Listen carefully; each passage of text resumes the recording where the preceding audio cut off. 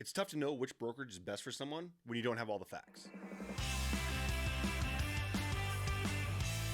Hey there, welcome back to my Epique Journey. This is Brandon DeVere. Thank you, as always, for tuning in and sharing your time with me. I do appreciate that. Here we are on the journey to go from 600 to 0 to 600 plus. And today's journey, couple funny things. I'm gonna comment about yesterday. If you listen to yesterday's podcast, you listen or well, if you listen to it, you would hear it. But if you watch it as well. But the funny thing is that I talked about getting things done. Right? Just do the things you don't want to do when you know you need to do them because things are going to present themselves.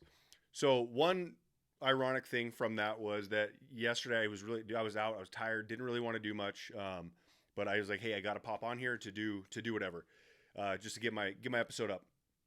So what I didn't realize after I finished the episode was that I forgot to plug my mic in. So you can tell the audible difference, right? You're gonna have a lot more reverb and echo in it than I normally do. But again, I'm all about done is better than perfect. I did not stop, re-record, and try to remember everything that I said because it was done. You can hear it, you can listen to it. The content is what the content is, and I didn't have to perfect it. So I didn't, and that's what happens, right? Even when you're feeling like you don't want to do something, you end up screwing it up a little bit. But regardless, it was done, it's out, and it's there. But then that feeling kind of carried over in the morning. I try to go for a morning walk. I call it my old man walk because I'm not really running much anymore. Just out there, want to get the blood flowing and the mind to start working in the morning before I start doing anything. And I woke up and I was kind of lethargic, still not really in the mood, still feeling that congestion from the allergies and everything. And there was a meeting that I was supposed to get on, but I was kind of not necessarily mandatory. I'm kind of in this little I guess purgatory of in this meeting, how involved am I in this meeting? And so I ended up going, you know what, you've committed to be there, you need to show up, jump on. So at 8 this morning, jump on this meeting, sitting there through the majority of it. And I was before I was on, I was like, okay, how could I justify not going? I don't really want to go. And then I go to the meeting, and again, just show up. And by the end of showing up, we're having our big national event, the first event ever for Epique Realty, first one we'll ever have. And at the very end, I was asked to participate in the event and actually be on stage for some time for that. And I was not anticipating it. I hadn't heard anything about it before, and I can't help but feel that if I did not show up for that, that it wouldn't have been offered to me. So very grateful for that, that I get to,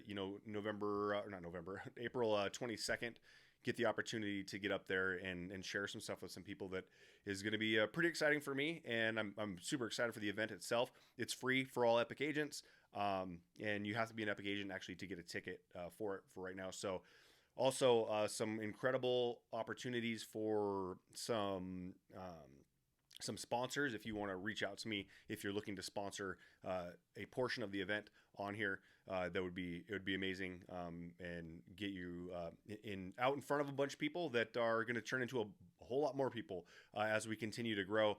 As we're now again, and back in October, maybe we were at 250 agents. Now we're sitting at 1,400, hit 1,400 yesterday, and continuing to grow. So if you are someone who wants to get in front of a bunch of agents and have the ability to kind of grow with the company and stay in front of people as we're growing, definitely recommend that. But I thought that was pretty cool. Another thing that popped up to me, somebody told me about a post on Facebook, and it was again back to the battles of brokerages and why. I don't get it, man. People fight over which brokerage is better, and you left this brokerage. I can't believe you left. I can't believe you're at that one. I don't get it. I don't know any other job. I don't know any school teachers that are getting mad at each other because one went to this elementary school over this elementary school. I don't hear any other industries really that get so upset about somebody else going somewhere.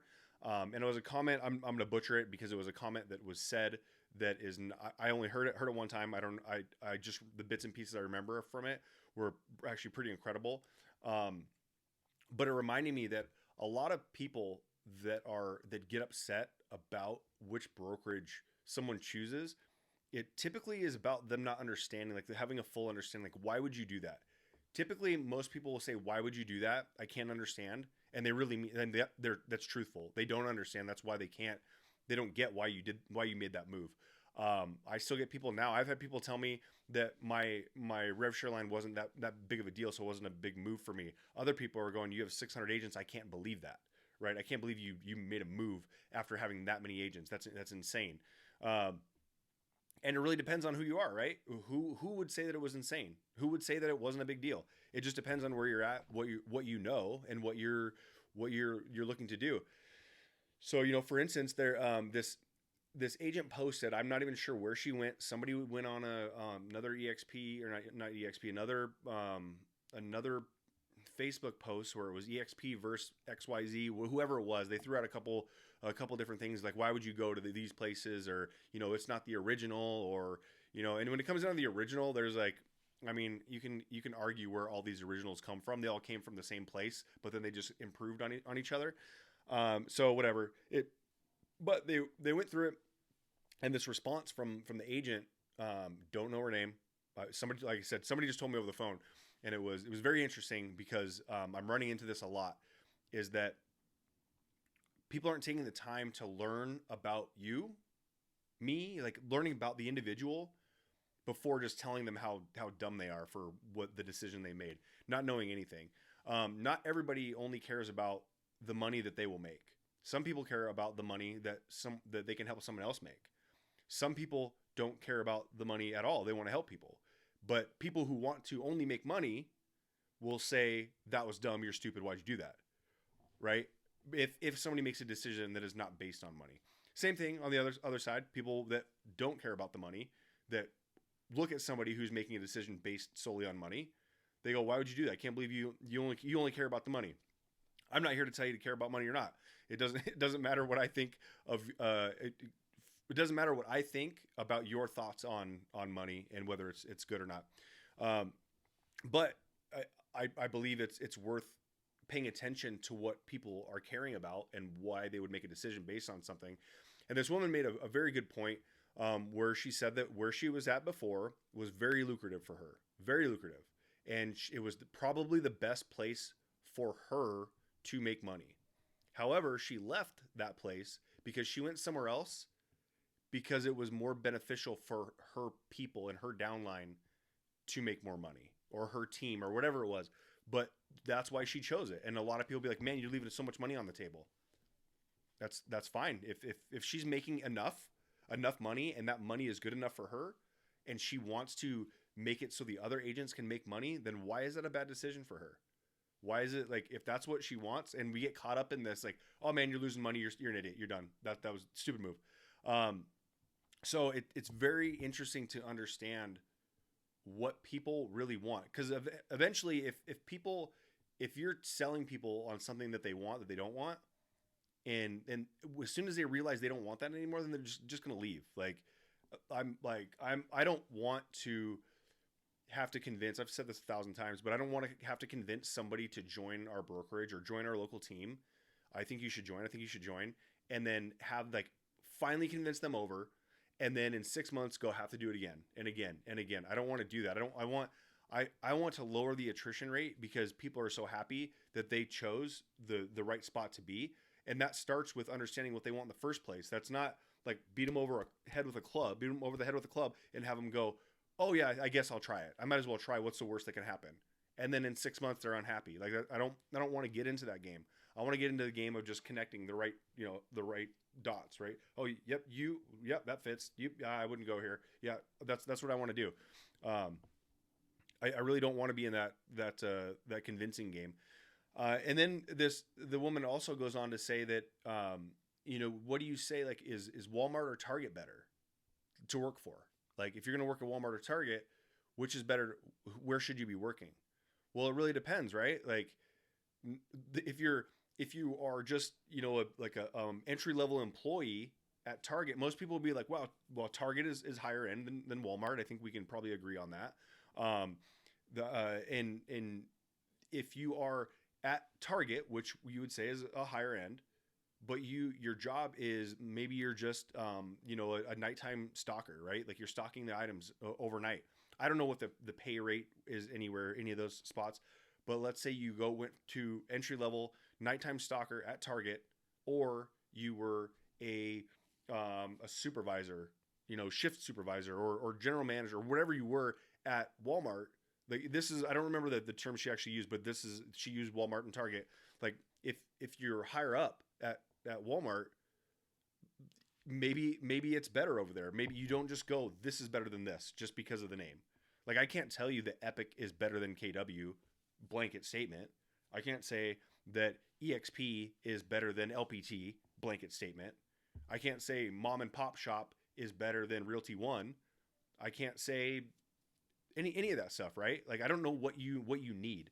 If we have a conversation and you have a need, I have a better opportunity to tell you. Obviously, I'm slightly biased for the things that I like to do. I enjoy rev share.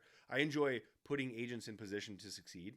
And so for me, it would not like EXP, Real, LPT, Epique, all of those for what I want to do are better for me than anything like Coldwell Banker or Realty One or anything else that doesn't have a rev share model to it because of what it is that I want to do.